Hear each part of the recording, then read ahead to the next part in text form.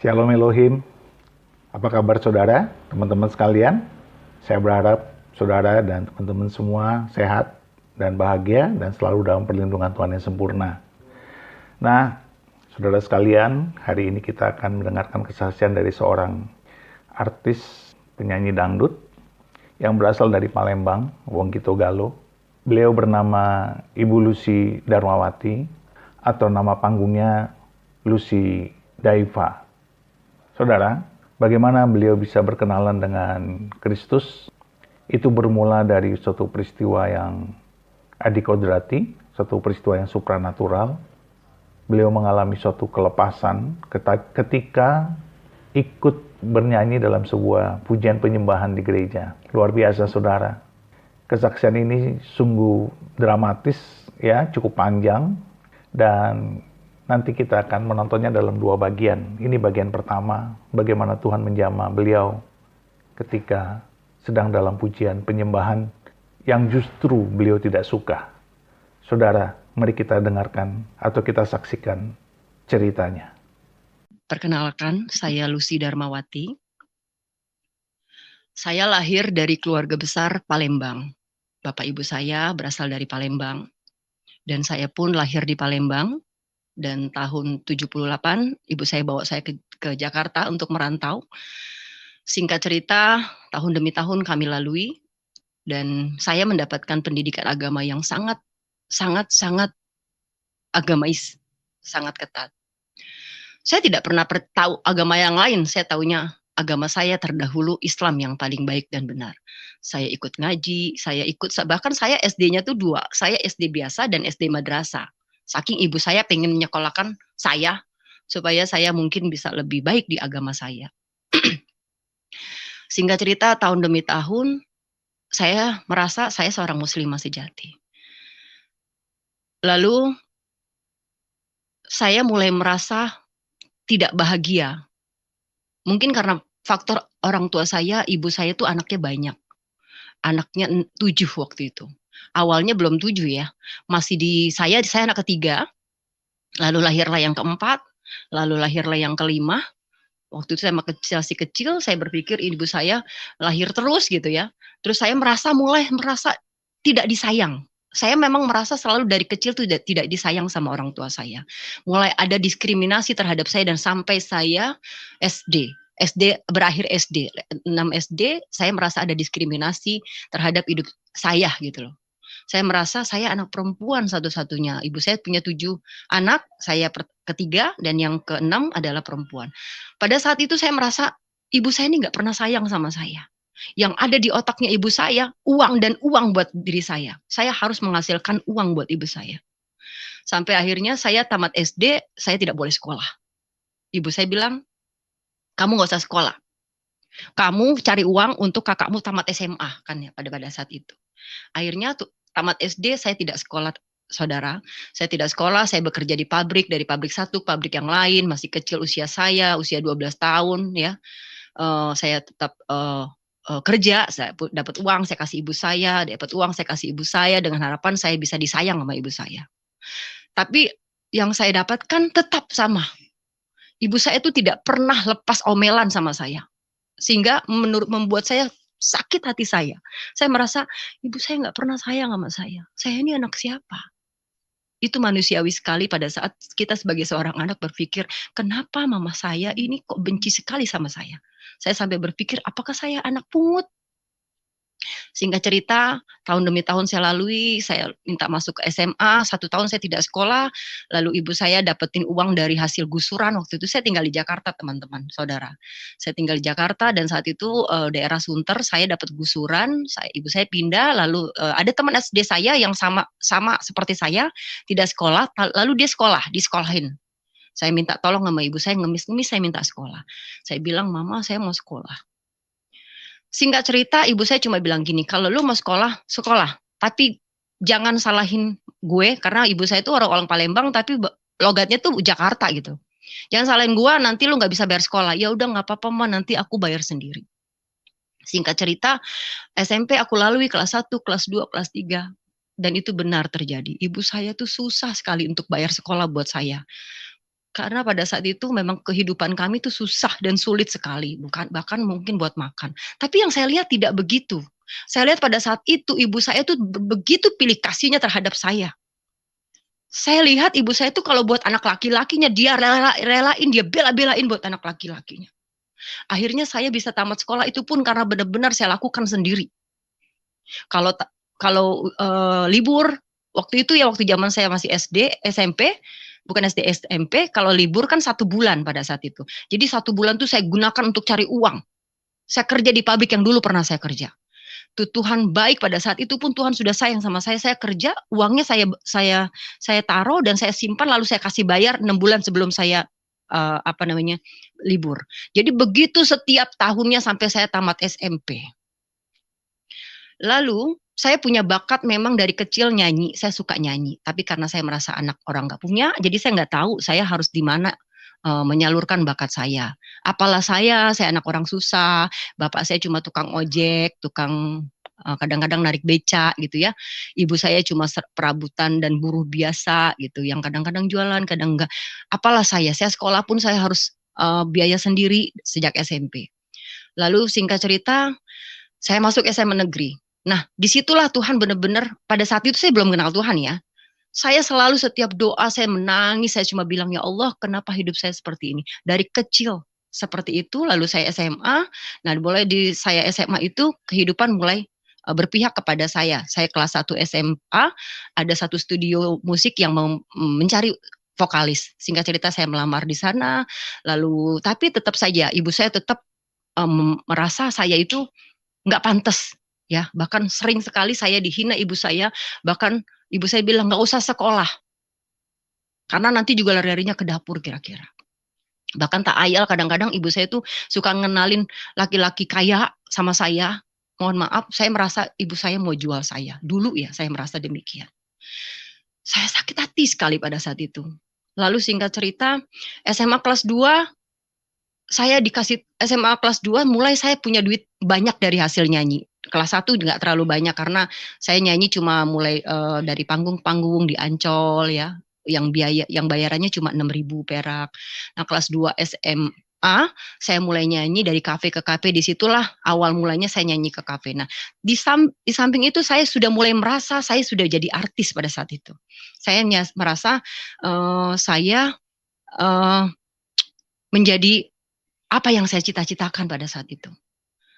Kelas 2 SMA, saya sudah mulai nyanyi ke sana, ke sini, sampai kelas 3 SMA. Sampai akhirnya saudara, sekolah saya terbengkalai. Karena saya kalau nyanyi malam sampai subuh, sampai pagi. Sekolah saya pagi. Alhasil kelas 2 semester akhir, saya banyakkan tidur. Padahal saya anak yang berprestasi, bahkan di sekolah yang sangat aktif. Saya salah satu anggota OSIS dan ketua organisasi di OSIS gitu. Dan disitulah mulai saya merasa keenakan cari duit, saudara. Saya udah nggak mikirin sekolah. Yang tadinya saya 5 besar, akhirnya jadi paling bawah, saya nggak berpikir. Yang penting saya dapat duit. Singkat cerita, saya mulailah karir saya makin meningkat. Lulus SMA, saya tidak kuliah 1 tahun. Karena saya, saudara, yang saya bilang tadi, saya pikir setelah saya dapat duit banyak, ya kan, saya bisa ngebantu keuangan keluarga, bisa ngebantu adik-adik saya, bisa ngebantu orang tua saya makin disayang gitu, saya berpikir. Tapi ternyata tidak, saudara. Ibu saya tetap merasa kejam sama saya. Saya merasa saya malah dijadikan sapi perahan sama ibu saya. Apa-apa duit, apa-apa duit, apa-apa duit. Akhirnya saya cuma berpikir, ibu saya ini nggak pernah sayang sama saya. Sekarang dia butuh saya karena dia tahu saya punya uang. Akhirnya setiap satu rumah saya selalu bertengkar terus sama ibu saya. Pertengkarannya itu yang menyakitkan hati saya. Akhirnya saya nggak pernah tinggal di rumah. Saya kos di mana-mana, saya pergi keluar kota, soalnya saya maunya nggak pernah ketemu ibu saya.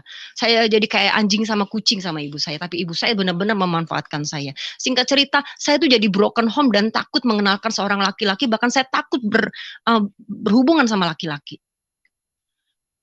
Akhirnya saya merasa pada saat itu, hidup saya hampa. Saya seorang perempuan, single, sendiri, umur belasan tahun. Dari umur 15 tahun berarti saya sudah mulai nyanyi ke sana ke sini. Tapi saya nggak dapetin kasih sayang yang saya harapkan dari seorang ibu. Begitu juga bapak saya. Bapak saya sayang sama saya.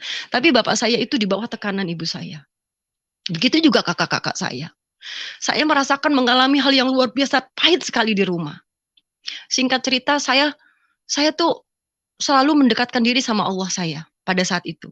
Saya sholat 5 waktu, bukan cuma 5 waktu. Saya sholat sunnah, saya puasa, saya cari guru-guru agama yang menenangkan hati saya. Akhirnya saya kuliah di tahun 2008, 2008. Saya akhirnya kuliah S1 2008, saya banyak teman, saya coba lagi cari-cari pengalaman agama saya. Karena saya merasa hampa hidup saya. Saya tinggal sendiri, saya lari pada saat itu ke hal-hal yang tidak baik dan tidak benar. Karena di lingkungan saya dunia entertain, saya berpikir, saya akhirnya lari ke dunia yang tidak baik. Karena saya merasakan hampa, merasakan sakit hati yang luar biasa, penolakan yang luar biasa terhadap saya atas ibu saya pada saat itu. Singkat cerita, karir saya makin meningkat. 2003 saya ditawarkan label SKI Record namanya, dan dia minta saya nyanyi satu album. Album pertama saya itu berjudul Tua-Tua Keladi versi Dangdut Koplo Lucy Daiva. Jadi nama artis saya saudara Lucy Daiva. Teman-teman bisa lihat hasil karya saya dan apa yang sudah saya kerjakan di dunia entertain. Tapi itu tidak membuat saya bahagia, saudara. Hati saya tetap kosong dan hati saya tetap merasa takut. Bahkan dulu saya sempat beberapa kali mau bunuh diri karena saya merasa saya ini nggak ada apa-apa. Saya ini nggak ngerti loh. Saya merasa sendiri gitu. Yang saya lihat itu cuma 4 adik-adik saya. Saya cuma ingin adik-adik saya tidak merasakan susah seperti saya. Jadi saya kerja mati-matian untuk bantu 4 adik saya. Tapi yang di dalam hati saya katakan, saya benci sekali sama ibu saya. Dulu sempat terbesit dalam hati dan pikiran saya bilang gini dalam hati saya. Dulu waktu saya belum jadi orang. Saya bilang, Mama kamu jahat banget sama saya. Kalau saya nanti kaya, saya nggak aku loh jadi ibu. Begitu loh saudara. Tapi Tuhan tahu hati saya. Saya tidak pernah lakukan itu. Sampai saya punya duit memperbaiki ekonomi keluarga, saya tidak pernah melarikan diri dan pergi dari keluarga. Saya bantu keluarga saya sebisa-bisa saya. Namun kita tidak pernah bisa dekat. Singkat cerita, karir saya makin meningkat. Saya mulai nyanyi di TV-TV tahun 2003 akhir sampai 2004 awal. Lalu saya mulai main sinetron. Ada beberapa sinetron saya yang ngehits, ada lagu-lagu saya yang ngehits, dan saya diundang banyak TV. Singkat cerita, saya berkenalan dengan seorang laki-laki yang akhirnya menjadi suami saya. Pada saat itu saya berkenalan di bulan Agustus 2004. Waktu itu saya lagi tampil dengan artis-artis besar di daerah Bekasi. Pada saat saya tampil, dia mencemblangkan saya dengan orang lain sebenarnya. Lalu sambil berjalan Agustus itu cuma kenalan 1 hari, 2 hari, 3 hari, lalu dia pulang lagi ke Jerman. Ternyata dia tinggal di Jerman. Singkat cerita, obrolan kita tetap sampai di waktu itu BBM ya.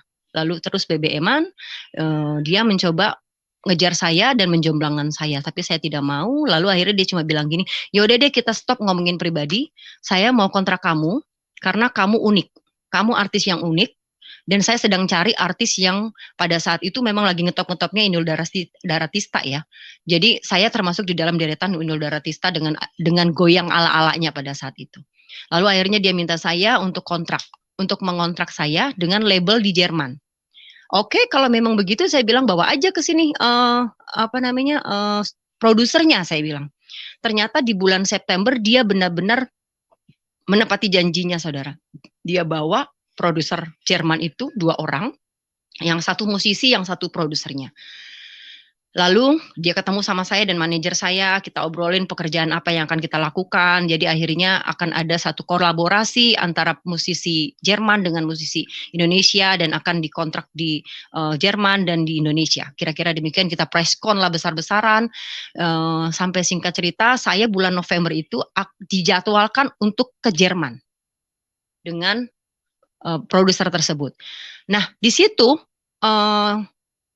yang akhirnya menjadi suami saya itu, dia tetap mendekati saya, lalu saya bilang, lu ngeyel ya, gue tuh gak cari pacar, saya bilang. Gue gak cari pacar, karena pada saat itu memang hati saya sedang terluka juga, benar-benar yang nggak nerima laki gitu loh. Saya cuma bilang, gue nggak cari suami, saya bilang dengan tegas. Lalu dia terus berusaha, lalu dia bilang, ya udah kalau gue mau cari, ya udah kalau lu memang berani lari aja ke rumah. Nah, akhirnya dia ke rumah minta sama ibu saya. Nah, singkat cerita karena saya harus ke Jerman di bulan November, ibu saya tidak mau melepaskan saya karena pada saat itu kan usia saya masih 26. Ibu saya bilang, kawin aja sama si ini karena kamu nanti dijagain gitu. Akhirnya saya mikir-mikir itu bulan September ya, saudara. Saya mikir-mikir, ya udah deh, kawin aja deh daripada nanti gue di sana sendirian. Saya mikir, ya udahlah nggak apa-apa lah kawin aja. Toh nanti kalau nggak cocok di Jerman gue ceraiin aja. Jadi saya sendiri sudah punya pemikiran yang jelek sekali. Singkat cerita di tengah kesibukan saya yang nyanyi ke sana ke sini, nyanyi di TV sana, nyanyi di TV sini, 10 Oktober akhirnya diuruslah pernikahan di KUA sama saudara-saudara saya. Saya tidak menikah mewah-mewah. Baik, lalu kita menikah di tanggal 10 Oktober dengan harapan saya pada saat itu saya berpikir ya udah kita menikah, kita ngurusin politik kerja gitu ya. Karena ada something menurut saya. Akhirnya kita menikah 10 Oktober, ternyata setelah saya menikah, bahkan sebenarnya sebelum menikah, saya ditelepon seseorang yang mengaku bahwa ini adalah pasangan suami saya yang dulu gitu ya. Ditambahlah hati saya merasa galau dan tapi dia meyakinkan bahwa dia nggak pernah menikah. Singkat cerita tetap kita jalanin pernikahan itu. Lalu di hari pertama, hari kedua dia jatuh sakit. Setelah saya tahu bahwa suami saya yang menikahi saya itu adalah pada saat itu saya berpikir saya merasa dibohongi. Saya sakit hati saya sudah mau ceraikan. Karena di samping itu pun akhirnya bisnis kita berantakan. Buyar semua. Produser juga ribut sama suami saya dan membubarkan semua bisnis kita. Tapi pada saat itu dia sakit keras. Di sinilah saya tidak bisa meninggalkan dia karena dia sakit. Kalau saya berpikir, dia sakit saya tinggalkan, saya bukan wanita kejam. Saya pikir saya urus dia dulu. Kalau udah saya urus, saya ceraiin dia. Karena pada saat itu saya sangat kecewa sekali karena dia ini membohongi saya gitu pada saat itu. Banyak yang tidak bisa saya ceritakan di sini. Lalu singkat cerita, terus saya jalanin pernikahan saya di bulan Oktober dengan merawat dia sakit, teman-teman dan saudara. Dia sakit berminggu-minggu, bahkan sampai 1 bulan, bahkan sampai 1 bulan lebih, saya bawa ke guru-guru saya. Saya ini banyak banget guru saya loh. Di Pandeglang, di Banten, di Bandung, di Sumatera, di Sulawesi. Setiap saya di mana-mana saya cari guru. Bahkan saya tidak cari pun, mereka-mereka tuh kirim transfer ilmu sama saya. Nah singkat cerita, suami saya ini tidak bisa sembuh sama guru manapun. Ustadz manapun, kiai manapun, dengan dalil apapun tidak bisa sembuh. Bahkan sudah mau mati, saudara. Yang saya ingat suami saya itu tidak makan-makan hampir 2 bulan. 1 bulan lebih dia tidak makan-makan. Oktober ketemu November. Di bulan November, mungkin di minggu kedua, ketiga. Suatu malam, tiba-tiba kami semua kumpul, saya tinggal di rumah kan sama kakak saya dan adik saya. Suami saya itu udah seperti mau ambil nyawanya gitu. Mungkin teman-teman pernah lihat ayam yang dipotong tapi tetap mau hidup lagi. Seperti itu gambaran suami saya pada saat itu. Lalu suami saya yang udah kepengen mati ya. Nah, saya lanjutkan ya saudara, teman-teman saya flashback ke belakang, saya menikah dengan suami saya itu Islam. Karena dia juga orang Islam, saudara. KTP-nya Islam, tapi ternyata keluarganya Kristen. Saya bilang, kamu nih Kristen apa Islam? Saya bilang. Lalu dia cerita, oh saya Islam, tapi saya gini cerita tentang Kristen. Saya bilang kalau mau menikah sama saya ya terserah, nggak apa-apa sih. Saya bilang karena saya moderat terhadap agama. Singkat cerita dia menikah tetap secara Islam dan Islamkan kembali sama bapak saya. Akhirnya dia habis menikah tuh puasa ya. Oktober akhir atau November pada saat itu pokoknya puasa. Dan suami saya ajarkan tentang puasa apa, saya ajarkan tentang Islam. Bahkan pacar saya sebelum suami saya, itu saya punya pacar ya, 2 tahun, saya ajarkan tentang Islam sampai dia masuk Islam, saudara. Saya punya pacar, sampai dia masuk Islam. Masa suami saya nggak masuk Islam, saya berpikir. Akhirnya dia masuk Islam, dan kembali ke dia sakit. Pada malam saat itu, dia sakit yang sudah hampir mau mati, saudara. Saya coba bilang sama Allah saya pada saat itu, saya sholat, saya pakai mukena, kakak saya, adik saya semua saya suruh berdoa. Lalu saya bilang, ya Allah, ambil saja nyawa suamiku ya Allah, kasihan. Saya merasa ini orang kasihan udah mau mati tapi nggak mati. Makan nggak bisa, minum begini nggak bisa. Dia cuma bisa minum pakai air aqua gelas saudara dengan sedotannya. Saya bilang kamu makan dong Pak, nggak bisa. Sama sekali nggak bisa. Dia merasa ada ada batu yang besar menempel di badan dia katanya.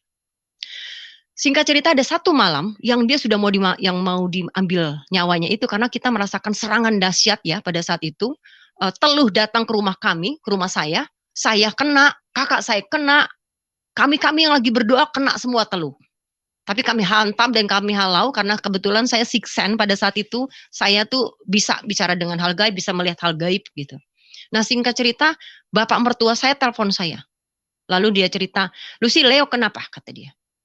Saya ceritakan gini-gini, kamu bantu saya, kita doakan dia. Saya doakan gini, dan disitulah pertama kali bapak mertua saya bilang gini, Leo kamu baca ini, gitu ya. Dia tidak menolak, dia izin dulu sama saya, Mama boleh gak saya baca ini, gitu. Ya saya ngelihat dia mau mati kan, saya pikir ya udahlah, nggak apa-apa lah, karena dia mau mati, saya pikir.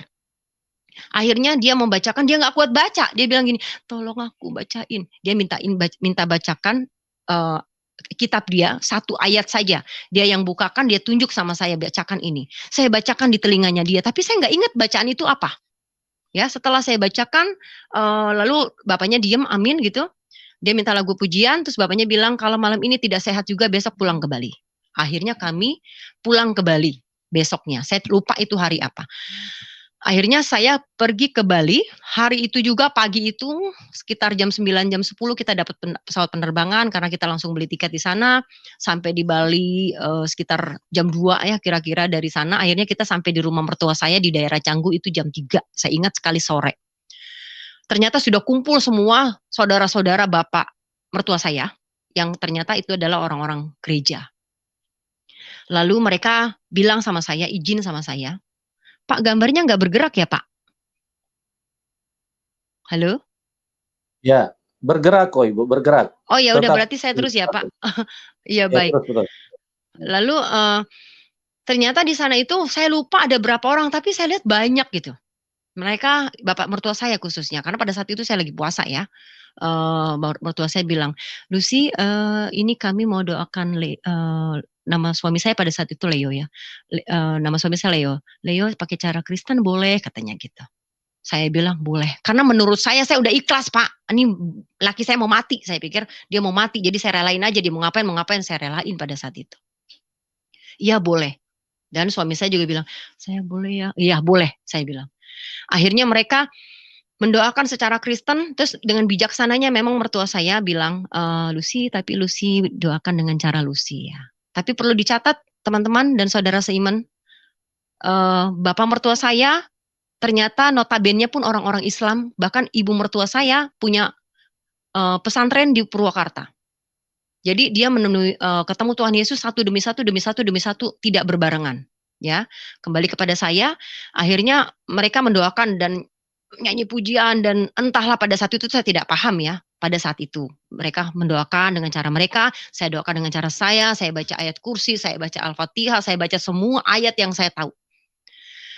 Lalu singkat cerita pada saat saya berdoa, di sebelah kanan itu suami saya. Disinilah penglihatan pertama saya terhadap keajaiban Tuhan Yesus.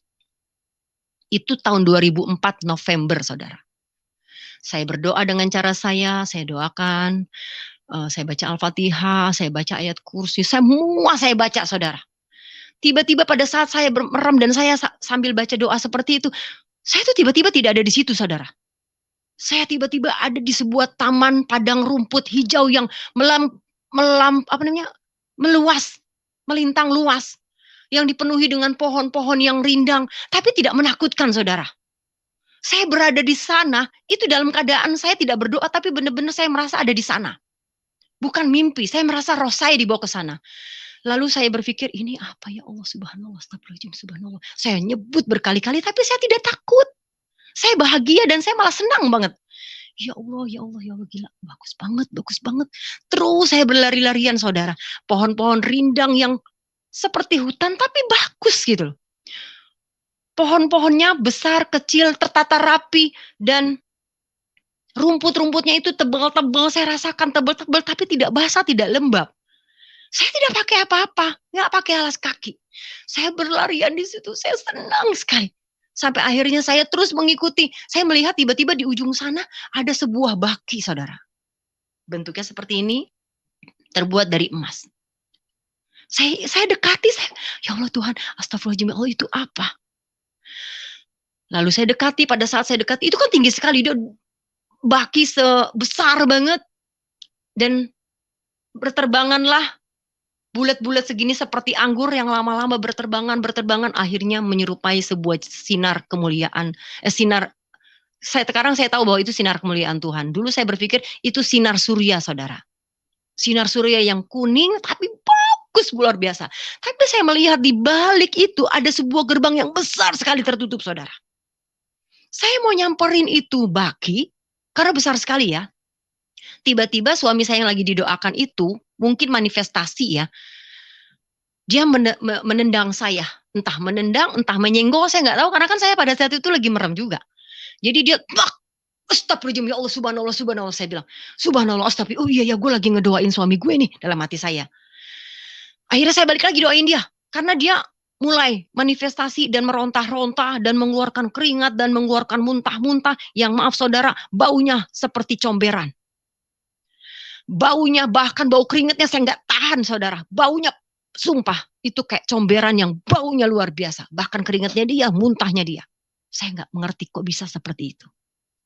Didoakan terus, sampai akhirnya mereka amin. Udah, saat mereka mendoakan itu, saya terdiam-diam aja. Ya Allah, tadi apaan ya? Kok begitu ya? Bagus banget ya. Itu di mana ya Allah? Saya tetap berpikir itu tadi di mana? Nggak kejawab Tuhan. Nggak kejawab, saudara. Singkat cerita, setelah didoakan, akhirnya mereka ramah tamah lah kira-kira. Tiba-tiba beberapa menit setelah didoakan, saudara, suami saya minta makan loh. Padahal hampir 2 bulan suami saya tidak bisa makan, saudara. Bayangin, mungkin kalian tidak percaya, tapi ini kenyataannya. Suami saya tidak makan sama sekali, dia cuma minum air putih yang pakai sedotan aqua kecil. Terus tiba-tiba dia minta makan. Hah? Mau makan? Bukannya dia nggak bisa makan, kata saya gitu. Akhirnya dia minta makan, dia nambah 2 piring. Seger. Haleluya, katanya, haleluya. Oh, aku udah sehat, udah seger, katanya. Nah, singkat cerita, mereka itu di situ banyak banget orang-orang Kristen, dan salah satunya adalah, saya ingat sekali, seorang pendeta atau majelis, aku nggak tahu, namanya Abraham.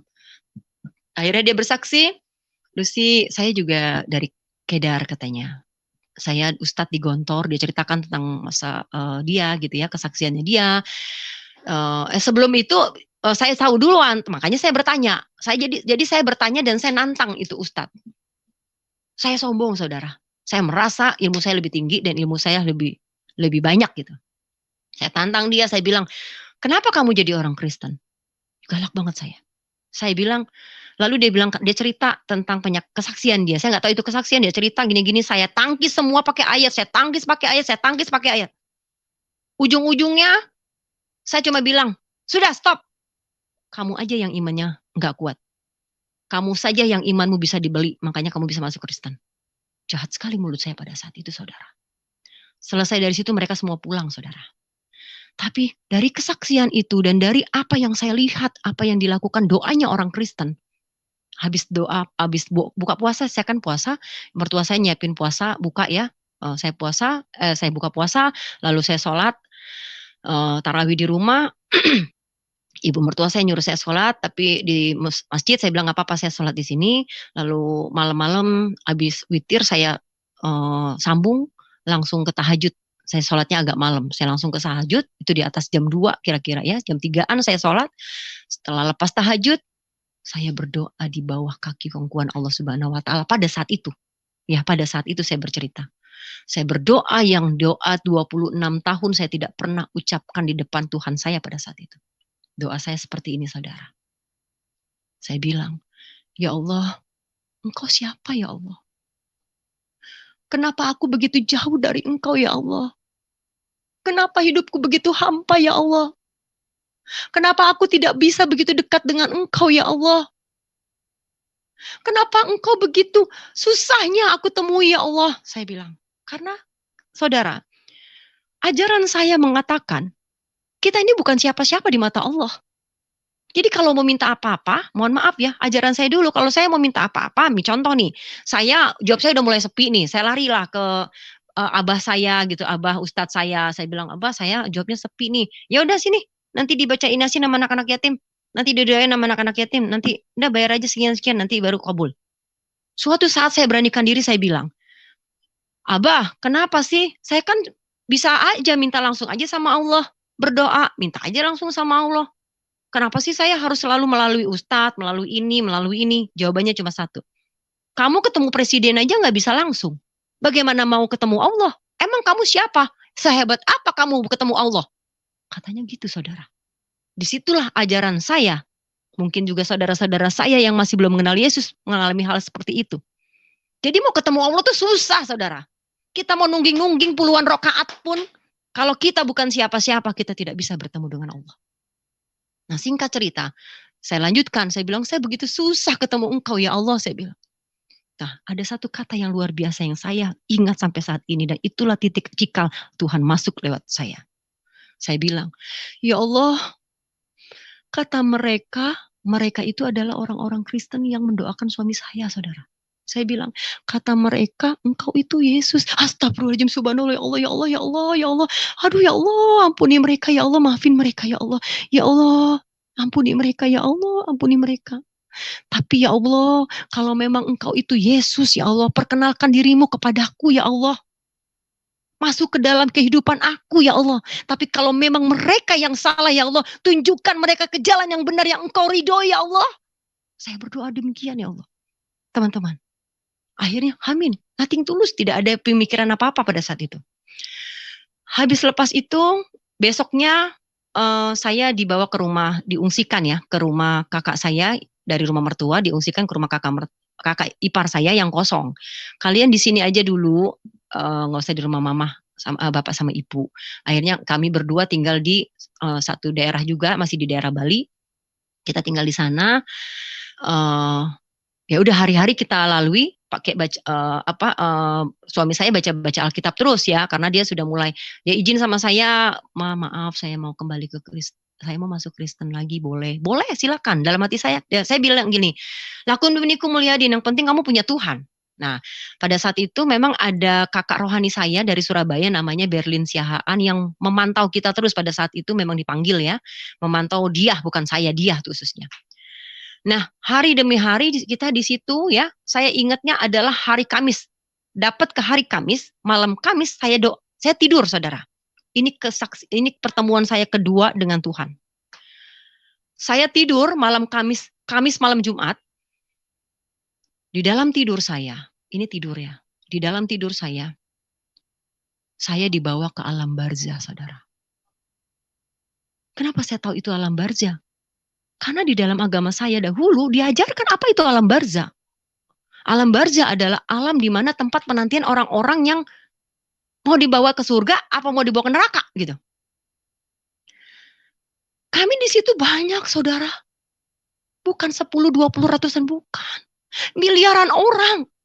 Saya merasa luas sekali itu, padang pasir yang luas sekali. Tapi keadaannya yang menakutkan, saudara, yang membuat saya tidak tahan dan takut. Bukan cuma gelap gulita, tapi kelabu, saudara. Kelabu yang saya rasakan, dan semua manusia teriak-teriak minta tolong. Tolong, tolong, kami tolong. Begitupun saya. Saya menangis, tolong Tuhan, tolong Tuhan, tolong, tolong. Saya ingat tidak ada kata-kata Allah. Saya bilang, Tuhan, semua pun sama Tuhan, tolong semua. Tiba-tiba, saudara, di atas langit saya, di atas kepala saya, langit terbelah. Langit terbelah dan terang, saudara. Lalu ada suara laki-laki yang berkata begini. Itulah pertama kali Tuhan bersuara kepada saya. Saya tahu Tuhan ya setelah saya mengenal Yesus. Saya taunya itu dulu laki-laki. Laki-laki, dia bilang gini, Lucy anakku, dengan wibawa sekali. Lucy anakku, kamu mau pulang? Gitu katanya. Saya bilang, iya Tuhan, aku mau pulang. Saudara, mohon maaf. Saya melakukan apa yang di mimpi saya. Karena ternyata kita tuh kayak anak kecil di hadapan Tuhan. Saya bilang, iya Tuhan aku mau pulang, aku takut. Saya bilang, Tuhan bilang, ya kalau kamu mau, itu kata Tuhan. Tuhan tuh gak banyak bicara loh. Pada saat itu ya, suara itu bilang, itu katanya. Suara itu menunjukkan sebuah rute jalan di mana yang jalan itu biasa saya lalu pulang ke rumah. Saya gembira, hore saya pulang. Tuhan bilang, belum tentu katanya. Saya bilang, kok belum tentu Tuhan? Kan kamu mau lewat sana. Lewat aja dulu, nanti sambil di jalan akan aku kasih tahu jalan pulang ke rumah Bapak. Saya nggak pedulikan. Tapi setelah saya ingat, kenapa ke rumah Bapak ya? Saya kan nggak ngerti istilah-istilah orang Kristen ada Bapak atau yang lain tidak tahu. Singkat cerita saya tidak berdebat, iya Tuhan. Saya tarik tangan orang lain di belakang saya dengan harapan orang itu membawa. Setelah saya tarik dan lihat ke belakang, itu adalah adik perempuan saya. Lalu saya terbangun. Saya menggigil. Di atas selimut saya, di dalam selimut saya menggigil, subhanallah, astagfirullahaladzim. Saya menyebut berkali-kali, saya lari ke kamar mandi, saya wudhu, saudara. Kebetulan pada saat itu udah azan subuh. Saya sholat, saya minta ampun. Ya Allah, itu apa ya Allah, jelek sekali mimpi saya, Tuhan, takut ya Allah. Saya ketakutan, saudara. Lepas dari subuh itu, saya sudah mulai mau melupakan, tapi masih teringat-ingat. Di saat itu, waktu duhur, saudara. Duhur tiba-tiba setelah duhur itu, mulailah suara-suara itu terus datang kepada saya. Yang katanya sama saja. Suara itu berkata begini, Lucy anakku, kalau engkau mau mengenal aku, bacalah aku. Itu katanya, saudara. Itu saya sholat duhur, saudara. Siapa tuh? Kan di telinga. Saya berpikir, siapa tuh? Sudahlah. Habis saya sholat berapa menit, kemudian begitu lagi, saudara. Saya tidak takut sama suara-suara gitu, karena saya tadi bilangnya saya siksen. Saya gampang banget ketemu hal goib. Gampang banget ngobrol sama orang hal goib gitu. Gampang sekali, jadi saya nggak takut. Lepas itu masuk ke asar. Saya sholat di kamar satunya lagi. Saya sholat, habis sholat datang lagi suara itu. Sampai ke hari Jumat, dari Kamis ke Jumat, berkali-kali, satu hari lebih puluhan kali, bahkan ratusan kali suara itu nongol. Itu Kamis, itu Jumat, lalu Sabtu, saya ingat sekali, karena suara itu terus bergema di kuping saya. Tiba-tiba karena suatu hari, itu entah Jumat atau Sabtu, saya lupa, yang penting adalah suara itu datang, lalu saya cuma bilang, ya udah, biar lu gak ngomong terus dah, kata saya. Apaan sih yang mau gue baca? Lu tuh apaan sih? Lu tuh siapa sih? Saya bilang. Sampai saya bilang, saya doain kalau malaikat tetap buat saya damai, kalau iblis pergi, saya bilang gitu kan. Tapi tetap berhari-hari. Ribuan bahkan ratusan kali suara itu datang. Akhirnya saya bilang, yaudah, apaan sih yang saya baca? Saudara, ternyata dia nunjuk itu. Saya lagi di tempat tidur, lagi nyelonjor ya. Itunya ke arah kaki saya, saudara. Ternyata di ujung kaki saya sebelah kiri ada Alkitab warna biru, suami saya habis baca Alkitab. Saya bilang gini, gila lu, itu kan Alkitabnya orang Kristen, syarat kali lu ya. Saya bilang, mana mungkin gue baca, gak boleh lah, gila lu ya, haram, masuk neraka gue, kata gue gitu ya. Tuhan gak ngomong apa-apa loh. Tuhan juga bilang, suara itu coba bilang, bacalah aku, bacalah, terus aja. Akhirnya, yaudah. Karena saya kan tiap hari dihantui dengan suara itu, saya nggak kuat kan, saya ambil, saya bilang, kok harus baca apa? Ya bacalah tentang aku. Lu siapa? Kata saya gitu. Lu tuh siapa? Suami saya teriak, mama lu ngomong sama siapa? Katanya, enggak apa, udah diam aja. Ya dia udah ngerti kan. Akhirnya, saya buka-buka, tulisannya kecil-kecil, bingung saya. Aduh, ya Allah, saya bingung. Saya bilang, ini mau bacain apa? Saya bilang, bacalah tentang aku. Kamu tuh siapa? Saya bilang, aku Yesus, katanya. Oh, tapi saya nggak kaget loh. Sombong sekali loh saya. Saya nggak kaget gitu loh. Oke, saya bilang.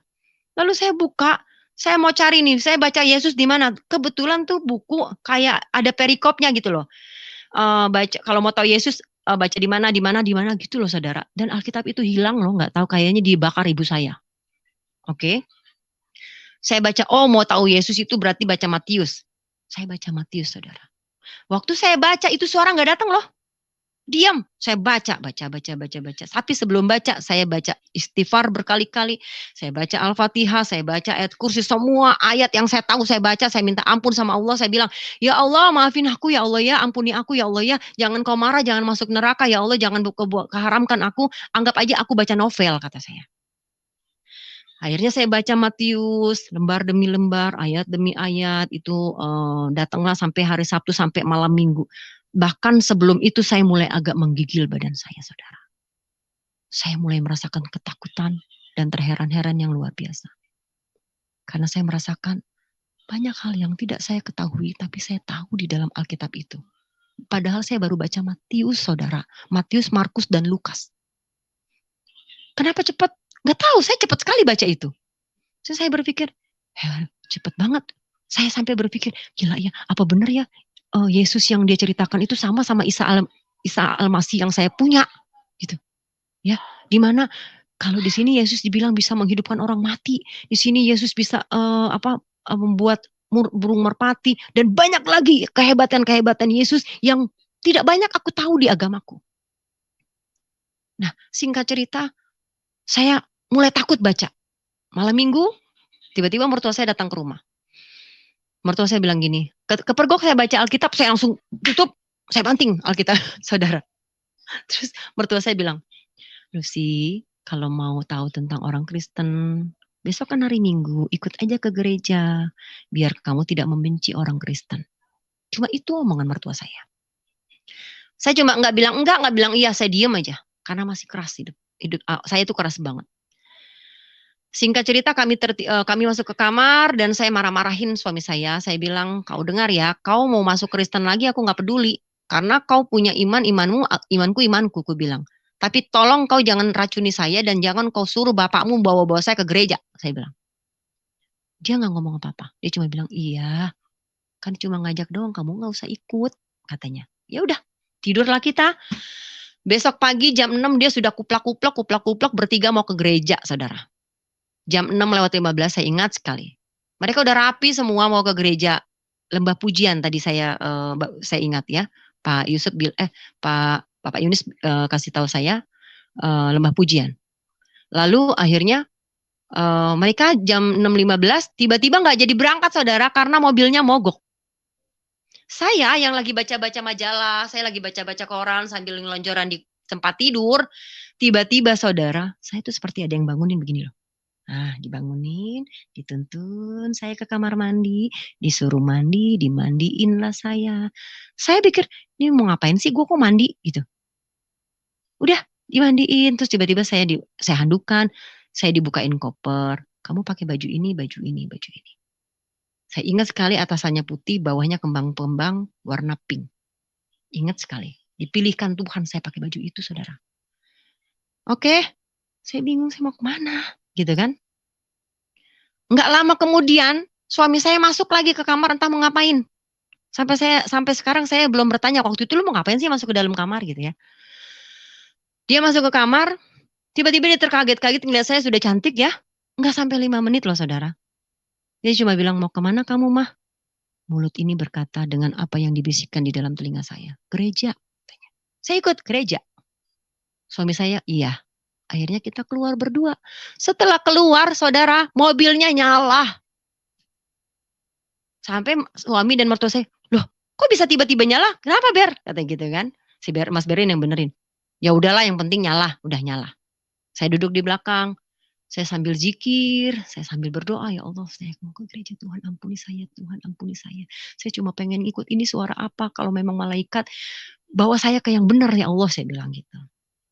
Akhirnya saya ke gereja, di gereja itu besar sekali di Bali, gereja Lembah Pujian namanya. Lalu saya lihat di depan gereja itu, mau naik ke atasnya itu ada kolam.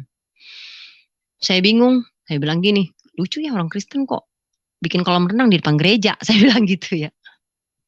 Lalu tiba-tiba suara itu ngomong gini, nanti engkau akan kusucikan di sana, katanya. Suara itu bilang, selalu di sebelah kanan saya. Saya nggak jawab, begitulah kira-kira gitu kali ya, nggak, gitu. Masuklah ke dalam, sudah sampai ke dalam, bapak mertua saya bilang, Lucy, karena kamu kan cuma mengamati, kita duduk di belakang ya, Lus, katanya. tiba-tiba yang membisikkan saya bilang, "Tidak, kamu duduk di depan," katanya. "Enggak Pak, duduk depan." Saya sombong sekali saudara. Saya sombong banget luar biasa. Saya yakin dan percaya pada saat itu karena kesombongan saya masuk ikut. Saya cuma pengen membuktikan orang Kristen kerjanya ngapain sih di gereja gitu. Akhirnya kita duduk di depan. Iya kata mertua saya. Duduklah kita di depan. Tiba-tiba kita diingatkan ya bahwa ternyata itu adalah tempat para aser-aser dan para pekerja. Akhirnya saya duduk di paling 2 di sebelah kanan panggung. Mereka mulailah puji-pujian, penyembahan yang menurut saya itu aneh ya. Karena mereka nangis-nangis, teriak-teriak, hahaha, kekek-kekek, nangis lagi. Bermenit-menit. Sampai saya bosan, kesal. Saya bisikan suami saya gini bilang, "Lu tuh kapan sembayangnya? Ya tadi lu nyanyi-nyanyi kayak orang konser tapi kayak orang gila tau gak, ini semua orang gila isinya ya. Nangis, teriak-teriak, jingkrak-jingkrak, aha-ehe. Goblok." Saya bilang gitu saudara. Itu saya dulu. Suami saya cuma bilang, "Udah kamu diem aja. Kalau kamu gak nyaman kamu duduk." Emang gua duduk aja dari tadi. Saya bilang gitu. Oke, udah diam. Hingga satu waktu, bukan satu waktu, akhirnya timbullah satu lagu sebelum mereka sebelum khotbah. Kenapa saya tahu sebelum khotbah? Karena saya setelah udah melalui itu ya. Ada satu lagu yang membuat saya berbalik kepada saya gilanya saudara. Lagu itu dinyanyikan berulang-ulang. Nah, sebelum-sebelumnya kan lagu-lagunya itu kan ada bahasa Yesus, ada bahasa entahlah yang memang gak boleh saya pakai kan. Lalu pertama satu rap saya gak menyadari saudara. Masuk kedua rap saya pun gak mulai baca dong. Karena kan screen white-nya besar banget kan. Saya mulai baca saudara. Saya mulai berpikir gini, karena saya penyanyi pada saat itu, saya pikir lagunya bagus ya, liriknya bagus dalam hati saya. Nggak ada kata-kata Yesus. Mulailah saya ikutin saudara dalam hati saya. Saya bilang, bagus nih lagunya, saya ikutin aja deh.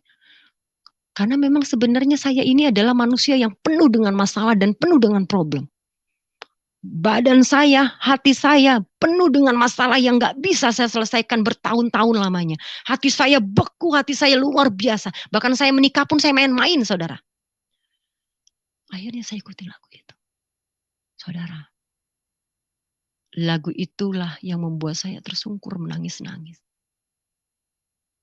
Saya berpikir sekarang yang gila saya saudara. Lagu itu berisi seperti ini. Satu perkara yang tak dapat ku mengerti, mengapakah harus terjadi di dalam kehidupan ini. Itu tidak ada bahasa Yesusnya. Banyak perkara yang ku simpan dalam hati, tiada satu pun kan terjadi. Allahnya saya ganti Allah saudara. Tanpa Allah peduli. Masuk rap saudara. Allah mengerti, Allah peduli. Saya ganti Allah. Sampai akhirnya, dan ternyata saudara, itu lagu rapnya berulang-ulang. Setelah saya jadi orang Kristen, saya baru sadar, gak pernah ada bawain lagu rapnya bisa 10 kali lebih saudara. Tuhan mau siksa saya pada saat itu sebenarnya. Siksa itu dalam arti tanda kutip mau menyentuh hati saya. Saya nangis tersungkur-sungkur saudara. Ya Allah, aku ini menderita ya Allah. Aduh, saya menangis saudara. Mengingat begitu pahit, begitu pedihnya hidup saya. Maka setelah saya menikah pun saya dibohongi. Saya menangis saudara. Karena berrap itu berkali-kali saya terus menangis. Tapi luar biasanya. Suami saya tidak angkat saya. Enggak bilang, ngapain sih lu bikin malu. Enggak loh saudara. Tuhan pakai mulut lidah mereka semua diam. Saya enggak bisa menghentikan nangis saya. Saya tersungkur-sungkur di gereja. Saya teriak kepada Allah saya. Tuhan, ya Allah tolong saya. Saat itu. Saya tidak merasakan jawaban apapun. Akhirnya sampai kami pulang. saya tidak dapat rasakan apapun. Puji Tuhan, kesaksian yang luar biasa yang sangat memberkati.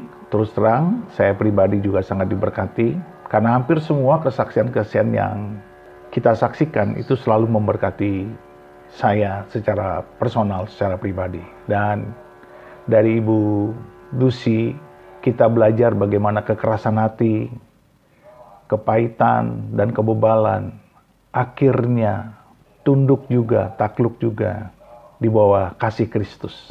Luar biasa saudara, biarlah kesaksian ini jadi berkat buat kita semua. Dan jangan lupa, mari kita terus berdoa.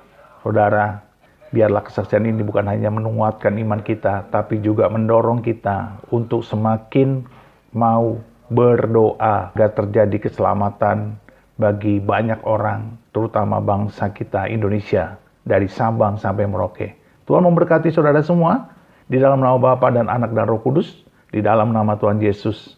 Haleluya, haleluya. Amin, amin, amin, amin, amin, amin.